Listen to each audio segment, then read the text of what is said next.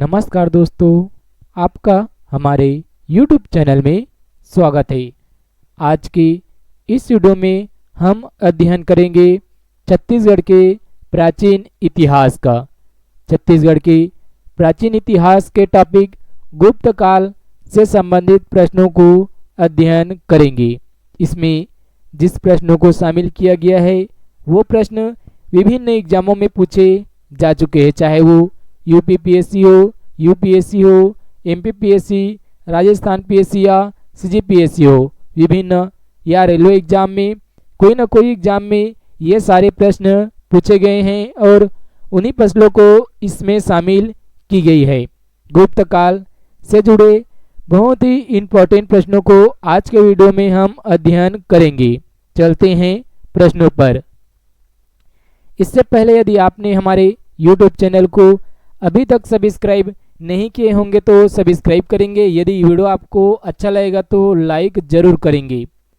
आज का पहला प्रश्न है, निम्नलिखित में से किस राजा ने गुप्त मुद्रा व्यवस्था की शुरुआत की थी? इसमें चार ऑप्शन है। पहला है राजा श्रीगुप्त, दूसरा है चंद्रगुप्त प्रथम और तीसरा है राजा चंद्रगुप्त द्वितीय और चौथा ऑप्शन है राजा समुद्रगुप्त। आपको इसमें और कई सारे प्रश्न बनते हैं, जैसे आप ध्यान देंगे इसमें जो राजाओं का नाम लिखा गया है वो गुप्त वंश के राजाओं का ही नाम रहेगा। इससे आपको और कई सारे प्रश्न बन जाते हैं कि कौन सा राजा कौन सा वंश का है, ऐसा सही जोड़ी मिलाने के लिए भी एग्जाम में प्रश्न पूछे जाते हैं, तो आप ध्यान देंगे। इसका सही आंसर है दूसरा ऑप्शन, राजा चंद्रगुप्त प्रथम। राजा चंद्रगुप्त प्रथम जो कि गुप्त वंश के वास्तविक संस्थापक है। आप गुप्त वंश के संस्थापक के बारे में जरूर जानते होंगे। गुप्त वंश के संस्थापक होते हैं श्रीगुप्त, और जबकि वास्तविक संस्थापक कौन होता है तो वास्तविक संस्थापक होते हैं राजा चंद्रगुप्त प्रथम, जिनके द्वारा प्राचीन भारत में गुप्त मुद्रा व्यवस्था की शुरुआत की गई थी। दूसरा प्रश्न है, वातापी किस राजवंश की राजधानी थी? पहला ऑप्शन है मौखरी राजा, दूसरा है पहला मौखरी राजवंश, दूसरा है प्रतिहार राजवंश, तीसरा ऑप्शन है राष्ट्रकूट राजवंश और चौथा है चालुक्य राजवंश। वातापी चालुक्य वंशों की राजधानी थी। इसका सही आंसर है चौथा ऑप्शन। आप अपने आप को भी परखेंगे कि आप कितने एग्जाम के लिए तैयार हैं। आप पहले आंसर को गैस करेंगे, उसके बाद जो मैं इसमें आंसर बताऊंगा उसमें आप मैच करेंगे कि आपको कितने सही लग रहे हैं। तीसरा प्रश्न है, गुप्त संवत की स्थापना किस शासक ने की थी? गुप्त संवत एक तरह का गुप्त वंश का कैलेंडर था। आप सामान्य भाषा में समझे तो गुप्त संवत एक कैलेंडर था और इसकी स्थापना किस राजा द्वारा की गई थी ये हमें बताना है। इसमें पहला ऑप्शन है चंद्रगुप्त प्रथम, इसी तरह दूसरा ऑप्शन है श्रीगुप्त, तीसरा ऑप्शन है चंद्रगुप्त द्वितीय और चौथा ऑप्शन है घटोत्कच। इस क्वेश्चन का सही आंसर है पहला ऑप्शन चंद्रगुप्त प्रथम।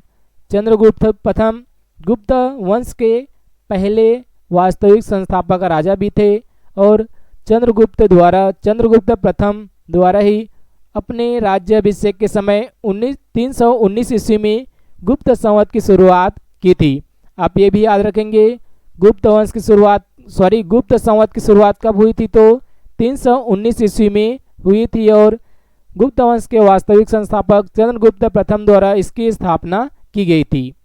तीसरा प्रश्न है, गुप्त वंश का पहला शासक जिसने सिक्के जारी किए थे? इसमें पहला ऑप्शन है श्रीगुप्त, दूसरा है समुद्रगुप्त, तीसरा है चंद्रगुप्त प्रथम और चौथा है चंद्रगुप्त द्वितीय।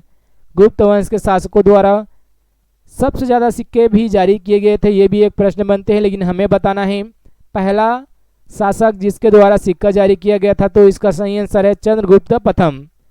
ज़्यादातर आपको शुरुआत में जो प्रश्न मिलेंगे, यदि आप ज़्यादा प्रैक्टिस सेट लगाते हैं तो उसमें गुप्त वंश प्रथम ही रहता है, क्योंकि ये गुप्त वंश का वास्तविक संस्थापक होता है और ये प्रभावशाली शासक भी था।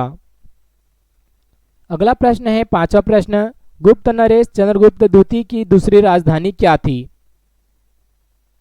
इसमें पहला ऑप्शन है उज्जैन, दूसरा है मालवा, तीसरा है सौराष्ट्र और चौथा है मेहरौली। इस क्वेश्चन का सही आंसर आप गैस भी करेंगे। इस क्वेश्चन का सही आंसर है उज्जैन। तो गुप्त वंश की पहली राजधानी क्या थी? दूसरी तो आपने जान ली। तो पहली राजधानी थी पाटलिपुत्र। और गुप्त नरेश चंद्रगुप्त द्वितीय की दूसरी राजधानी क्या है? तो उज्जैन। 6वां प्रश्न है, रजत सिक्के जारी करने वाला प्रथम गुप्त शासक था? पहला दिया हुआ है चंद्रगुप्त प्रथम, दूसरा है समुद्रगुप्त, तीसरा है चंद्रगुप्त द्वितीय और चौथा है कुमारगुप्त। इनमें से एक ऑप्शन सही है। हमने तो सबसे पहले देखा कि सिक्के जारी करने वाला पहला शासक कौन सा है, तो चंद्रगुप्त प्रथम, पिछले क्वेश्चन में ही देखे। और इसमें पूछा गया रजत सिक्के जारी करने वाला पहला शासक, तो इसका सही आंसर क्या होगा? चंद्रगुप्त प्रथम इसका सही आंसर है। अगला प्रश्न है 7वां प्रश्न, शकों को प्रथम बार हराने का दावा किसने किया था? शक जो कि एक विदेशी आक्रमणकारी थे जो भारत में आक्रमण कर रहे थे। और शकों को प्रथम बार किस भारतीय राजा द्वारा हराया गया है जो कि गुप्त वंश का था, ये हमें बताना है।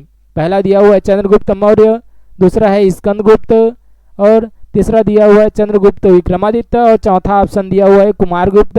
इनमें से एक ऑप्शन सही है, उसको आप सिलेक्ट करें।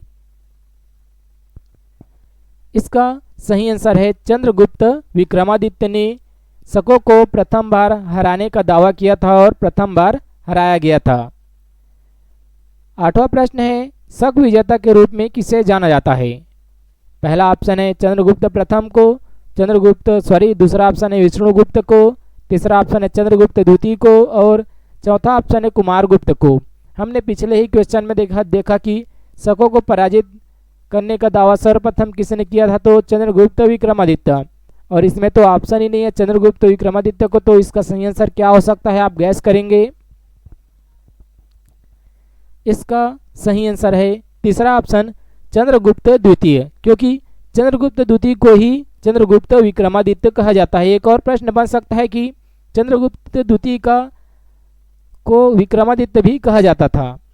इसके बाद 9वां प्रश्न है, परम भागवत उपाधि धारण करने वाला प्रथम गुप्त शासक था? आपको ये बता दें कि जो गुप्त वंश के राजा होते थे वो परम भागवत की उपाधि धारण करते थे, लेकिन किस शासक द्वारा इसकी शुरुआत की गई है हमें बताना है। और जिसने शुरुआत की वो सबसे पहले परम भागवत की उपाधि धारण की थी। इसमें पहला ऑप्शन है गुप्त नरेश चंद्रगुप्त प्रथम, दूसरा है रामगुप्त, तीसरा है चंद्रगुप्त द्वितीय और चौथा है भानुगुप्त। इसका सही आंसर है चंद्रगुप्त विक्रमादित्य, जिसे चंद्रगुप्त द्वितीय भी कहते हैं, उनके द्वारा प्रथम बार सबसे पहले परम भागवत की उपाधि धारण की गई थी। 10वां प्रश्न है, गुप्त वंश द्वारा एक बड़े साम्राज्य की स्थापना कब हुई थी?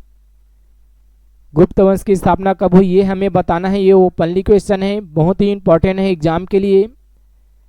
इसमें 4 ऑप्शन दिए हुए हैं, तीसरी शताब्दी, चौथी शताब्दी, पहली शताब्दी और इनमें से कोई नहीं। आपको बता दें कि कुषाण साम्राज्य जब पतन हो गया तो भारत में किसी बड़े साम्राज्य का विस्तार नहीं हुआ था, अस्तित्व नहीं आया था। तब गुप्त वंश की स्थापना हुई और भारत में पुनः राजनीतिक एकता स्थापित हो गई।